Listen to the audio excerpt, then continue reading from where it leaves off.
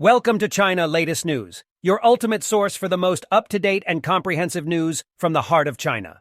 China possesses substantial foreign exchange reserves that remain undisclosed in the official records of the People's Bank of China. These funds have been concealed within the state banks, evading close examination to a significant extent. China's immense size makes the management of its economy and currency of utmost importance to the global community. However, the transparency surrounding China's currency management and foreign exchange reserves has progressively diminished over time, posing new risks to the global economy. Between 2002 and 2012, China's central bank was actively engaged in the currency market on an almost daily basis. Their primary objective was to prevent the appreciation of China's currency, ensuring the continued affordability of Chinese exports. Consequently, China's foreign exchange reserves experienced a steady increase during this period.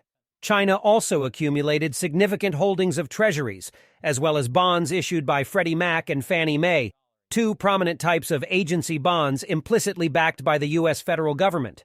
Economists expressed concerns regarding China's currency market intervention as it perpetuated trade imbalances. Foreign policy experts feared that China's potential sale of these bonds during a moment of geopolitical tension could transform a security crisis into a financial crisis. But a funny thing happened sometime over the last 10 years. China's reserves stopped rising. Sure, the number reported by the foreign exchange authorities bounces around a bit as the market value of China's long-term bonds and euro sambas with global markets. But the foreign exchange reserves reported by the central bank, the People's Bank of China, or PBOC, which accounts for its reserves on its balance sheet at their historical purchase price, has been constant. The stability of China's officially reported reserves remains a perplexing puzzle. Contrary to the prevailing discourse on deglobalization, China's export surplus has reached an unprecedented peak. It is highly probable that China's actual current account surplus exceeds the officially reported figure of $400 billion. Additionally, currency traders are well aware that China's currency demonstrates significantly less volatility compared to other major currencies. While the yuan no longer behaves as a currency tightly pegged to the dollar, it also does not behave as a freely floating currency. Just as China has shadow banks, financial institutions that mimic the functions and risks of banks, but operate outside the scope of banking regulations. It can be argued that China possesses what can be referred to as shadow reserves. Not all of China's market activities are reflected in the balance sheet of the People's Bank of China, PBOC. China's lack of transparency in this context poses a considerable challenge for the global community. Given China's integral role in the global economy, any actions it takes, whether visible or concealed, will inevitably have a profound impact on the rest of the world. China's extensive purchases of U.S. agency bonds prior to the global financial crisis influenced private investors to venture into riskier mortgage-backed securities, contributing to the conditions that gave rise to the 2008 shock. China's post-crisis push to diversify its reserves helped give rise to the Belt and Road Initiative, which started as a new way for the policy banks to help Beijing put its ever-accumulating foreign exchange to use before a genuine strategic purpose was grafted onto it. More recently, China's state banks have become a big source of dollars for their global peers, including, rather strangely, Japanese institutions looking to juice their returns in the dollar bond market. So while exchange reserves may seemingly be of interest only to economists, their management and use can have enormous real-world effects. They are powerful enough of an economic force such that an entire global decades-long infrastructure plan was, in some ways, just a side effect of a 2009 decision to find new ways to manage China's foreign exchange. How can a nation effectively conceal its foreign exchange reserves? One way is to set up a sovereign wealth fund. The central bank basically sells its foreign exchange to a specialized government agency that has a mandate to invest in risky, non-reserve assets. China, of course, did so, setting up the China Investment Corporation, CIC, back in 2007. But CIC got burned on a couple of its initial investments and actually didn't use the bulk of the $120 billion it raised to buy foreign exchange off the books of the PBOC until 2009 or 2010. The main way China has hid its reserves has been its big state banking system. For much of the early history of the People's Republic, there wasn't much of a distinction between the central bank and the state banks, They were all just part of the government. The Bank of China, whose iconic I M Pei-designed tower helps define the Hong Kong skyline, was the de facto central bank of the early Chinese Republic and was China's only foreign exchange bank in the early days of the People's Republic. As recently as the 1990s, it helped manage a portion of the government's formal reserves, and it is rumored to still occasionally act in the market on the government's behalf. Step 1. Put the money in state commercial banks. There is actually a well-documented money trail between the PBOC and the state commercial banks in the years between 2003 and 2008, though this history is now often forgotten. The major state commercial banks are the Bank of China, Industrial and Commercial Bank of China, or ICBC, China Construction Bank, and the Agricultural Bank of China. Back in 2003, China used $45 billion of its reserves, a big sum at the time, to recapitalize the Bank of China and China Construction Bank. ICBC, one of the other four major state-owned banks, got $15 billion in 2005. The banks took over the management of $45 billion of China's reserves. The reserves were never sold. They were just handed over to the bank. And China's central bank got equity in the banks in exchange. The PBOC also moved about $150 billion over to the state commercial banks in late 2005 and calendar 2006. It did so by swapping dollars for the yuan held by the banks. Doing this as a swap rather than a loan had some technical advantages for the central bank, and it kept the transaction off the PBOC's formal balance sheet. The dollars shifted into the banks were invested in foreign bonds. Holdings of foreign bonds by private investors in China went from around $50 billion to close to $200 billion. The entire transaction is all visible in the banking data if you know exactly where to look. Finally, in 2007 and 2008, the PBOC more or less forced the banks to hold $200 billion of their required reserves in dollars, even though the banks at the time didn't have many dollar deposits. This too can be tracked. The bank's foreign currency reserves appeared on the PBOC's balance sheet as other foreign assets. All told, by the end of 2008, China's government had about $400 billion in hidden reserves, small by today's standards, but a sum then equal to about 10% of China's GDP. Step 2. Put the money in policy banks. After the global financial crisis of 2008 to 2009, China settled on a new strategy for making use of its excess foreign exchange reserves, handing a portion of its foreign exchange to the big policy banks, the China Development Bank, CDB, and the Export-Import Bank of China, so that they could lend to support China's ballooning overseas investment. One of the first signs of this policy shift came when the China Development Bank started to lend huge sums to support an increase in global oil output to help meet the needs of China's growing economy. Scholar Erica Downs noted back in 2011, since 2009, China Development Bank has extended lines of credit totaling almost $75 billion to national energy companies and government entities in Brazil, Ecuador, Russia, Turkmenistan, and Venezuela. Russia's state oil company, for example, got a $15 billion loan to expand production in the Far East, and Russia's oil pipeline company got $10 billion to build a pipeline to bring the oil to market.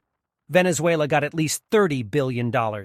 Angola got over $20 billion. The CDB and the Export-Import Bank of China also lent big sums to countries looking to buy Chinese telecommunications equipment.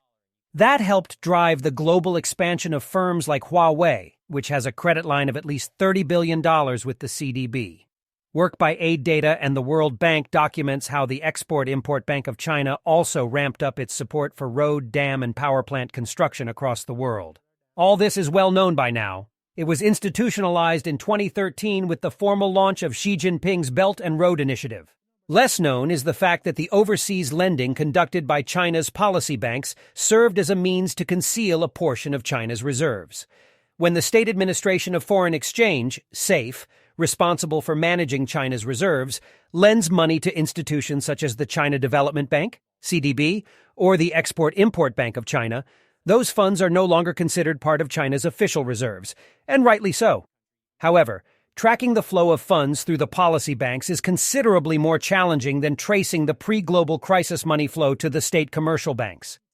The first indications of this practice emerged in 2010 when reports surfaced about the CDB and the Export-Import Bank of China engaging in entrusted loans on behalf of the State Administration of Foreign Exchange, as highlighted by Caixin's report. The policy banks initially weren't totally happy about the initial financial setup for entrusted loans. They got a fee for managing SAFE's money when they would rather have taken in a deposit from SAFE, and then made the loan on their own balance sheet. The scale of these entrusted loans has never been transparently disclosed, but there are hints that it is big. Back in 2015, for example, SAFE converted $93 billion, $45 billion for Exim, $48 billion for CDB, of entrusted loans were converted into equity in the policy banks. The PBOC also contributed to a set of opaque funds that helped the policy banks out. SAFE supplied 65%, over $25 billion, to the $40 billion Silk Road Fund. SAFE supplied 80% of the initial $10 billion of the China-Africa Fund for Industrial Cooperation, CAFIC, and 85% of the $30 billion for the China-Latin America Cooperation Fund, aka China-LAC Cooperation Fund.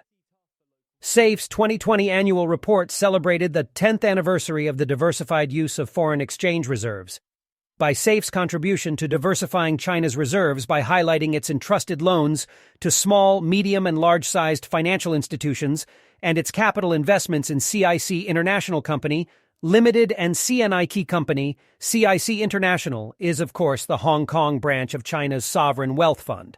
CNIC is a Hong Kong-based mining, energy, and infrastructure investment company that had an initial capitalization of $11 billion. Sum it all up, and the disclosed funds provided to these initiatives total over $150 billion. And that is likely only the tip of the iceberg. These funds are, of course, on top of the funds provided through entrusted loans and the conversion of entrusted loans into equity. These hidden funds, backed with foreign exchange moved out of the reserve holdings of China's central bank, are likely to be a big reason why China's reported reserves are stable. It is completely fair not to report these foreign currency assets as part of China's formal reserves. They aren't being held in easy-to-sell, safe foreign assets. But China should separately report all of the foreign currency assets held by the PBOC, including its foreign currency funding of state banks and investment funds. Step 3. Convince the state commercial banks to act like the PBOC. There is one other important source of hidden reserves: the domestic foreign currency deposits of the state commercial banks. The deposit-taking banks, a set of state banks that are separate from the big policy bank, now have over $1.1 trillion in foreign assets. They only have $200 billion in foreign liabilities, so they have about $900 billion in foreign holdings that are funded domestically. Some of these funds historically have come from the State Administration of Foreign Exchange, as noted above, though the accounting for entrusted assets may be complex. But the banks also have taken in more domestic foreign currency deposits than they have lent out domestically in foreign currency. So these domestic deposits, think deposits from the state oil companies and other big state-owned enterprises, are balanced by offshore foreign currency assets. The strange thing about these deposits is that they don't act like normal deposits. Dollar deposits rose when dollar interest rates were below the rate on yuan, and recently have slid even though dollar rates now top yuan rates. The net foreign asset position of the state banks looks like the balance sheet of a central bank that is acting in the market to stabilize its currency. Perhaps that is just a coincidence, but I rather doubt it. A $6 trillion pile of money? All told, institutions that report to China's central government probably have closer to $6 trillion in foreign assets than the $3.12 trillion SAFE reported in December 2022. This total counts the foreign assets of the state commercial banks, owned by a state council holding company through the CIC, the state policy banks, owned by the PBOC, with some participation of the Ministry of Finance, and the CIC, owned by the State Council, but with some funding from SAFE. Why should we care? What does any of this matter? Well, China is so big an economy and such an unbalanced economy that all its activities just have an outsized global impact. China's shadow reserves are big, bigger than the formal reserves of the world's second largest holder of reserves, Japan. Bigger than the assets of the world's largest sovereign wealth, Norway, though Singapore would be in close competition if its sovereign fund disclosed its true size. It isn't a surprise that these massive pools of foreign exchange are at the center of most interesting debates. China's contribution to global debt distress is a function of the diversion of foreign exchange out of the U.S. bond market and into global infrastructure lending. Yet China's banks have access to so many dollars that China's state commercial banks came to play an important role in providing funding to other global banks through cross-currency swaps, what the Bank for International Settlements or BIS calls hidden debt, even as the policy banks turned low-income countries into their playground. Looking at China's reported holdings of treasuries just misses the bulk of China's global financial presence these days. The scale of these hidden reserves, foreign current currency assets that aren't formally counted as reserves, also highlights an important fact that is often forgotten amid all the talk of China's domestic debt problems. Globally, China is still a massive creditor, and the weight of China's massive accumulation of foreign exchange is still felt around the globe.